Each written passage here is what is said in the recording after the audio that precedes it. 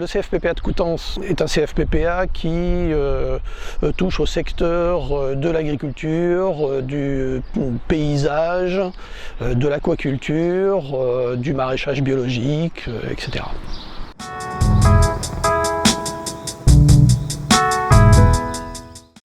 En FOAD, nous avons une expérience qui dépasse 10 années.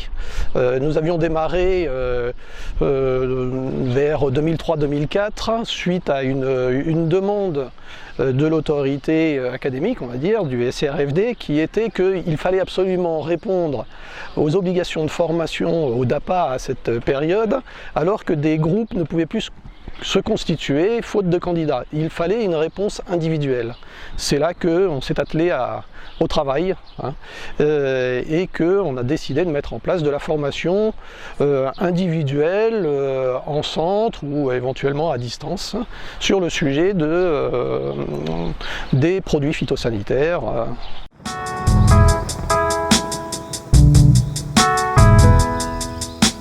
Aujourd'hui, l'idée a été, donc avec préférence formation, de pouvoir répondre aux besoins des centres de l'ensemble de la France qui veulent faire de la formation individuelle, répondre de façon la plus réactive possible aux demandes individuelles, sans avoir à monter un dispositif, des ressources et les mettre à jour, parce que là on est sur un champ qui nécessite une mise à jour comment dire, très régulière, très fréquente, et c'est une lourde charge pour le formateur, cette mise à jour. S'il y a juste un individu qu'il faut former et passer du temps de mise à jour, ça colle pas. Donc là finalement la mise à jour, la ressource est actualisée très régulièrement suite à des remontées qu'on peut avoir des différents centres de toute la France.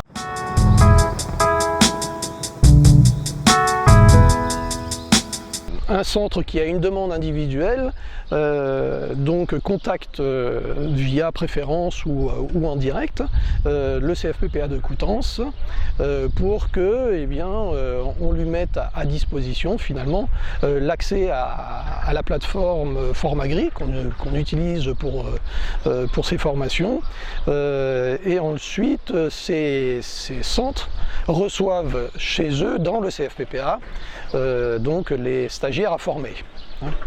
Le CFPPA assure l'accompagnement de base dans son centre de ressources avec un de ses formateurs. Nous mettons à disposition les ressources qui sont actualisées très régulièrement, comme je le disais tout à l'heure. Et ensuite, il y a une convention entre le centre et le CFPPA de Coutances. Soit on est sur quelque chose de ponctuel, là on va avoir une convention qui est ponctuelle, soit on a une convention annuelle, c'est-à-dire qu'à la fin de l'année on fait le compte de l'ensemble des stagiaires qui ont été formés.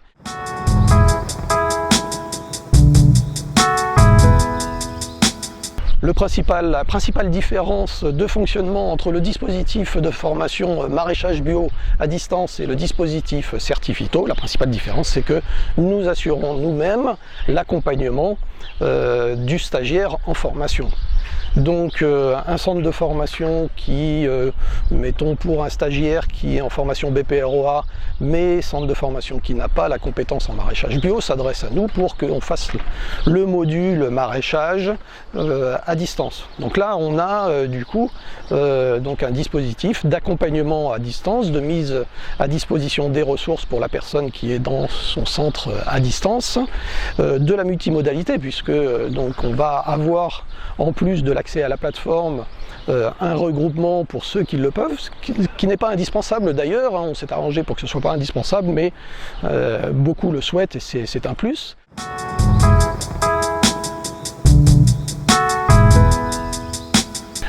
La qualité d'un dispositif FOAD, ce sera bien sûr à la base une ressource comment dire, bien mise à jour, accessible facilement, mais ce sera beaucoup les modalités d'accompagnement, la diversité des types de supports, donc que ce soit un support sur la plateforme, que ce soit, comme je le disais tout à l'heure, eh bien, des regroupements, que ce soit du contact à distance. On est en train actuellement aussi d'envisager eh bien, de l'accès à du contact visuel avec le formateur pour faire des cours en synchrone sur des parties de travaux pratiques pour compléter ce qu'on peut avoir sur la plateforme Formagri par exemple. Ça va être le contact aussi le plus régulier possible, en tout cas à la demande du stagiaire.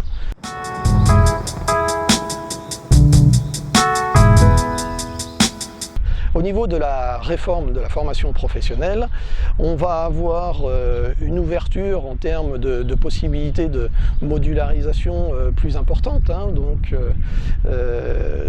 et d'accès à une demande modulaire de formation. Donc là, il va falloir arriver à répondre à ces demandes-là. Les réformes sur les diplômes, avec ces approches plus en termes de capacité, vont nous amener à se réorganiser dans les centres, pour les parties évaluation notamment, mais l'approche capacité, dans la mesure où on arrive à travailler à distance aussi avec des professionnels, à impliquer les professionnels, il n'y a pas de raison qu'on n'y arrive pas.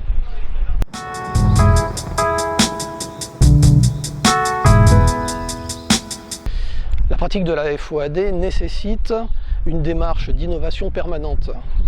Il faut être capable régulièrement de mettre à jour nos démarches pédagogiques, de la même façon que lorsqu'on est en face à face.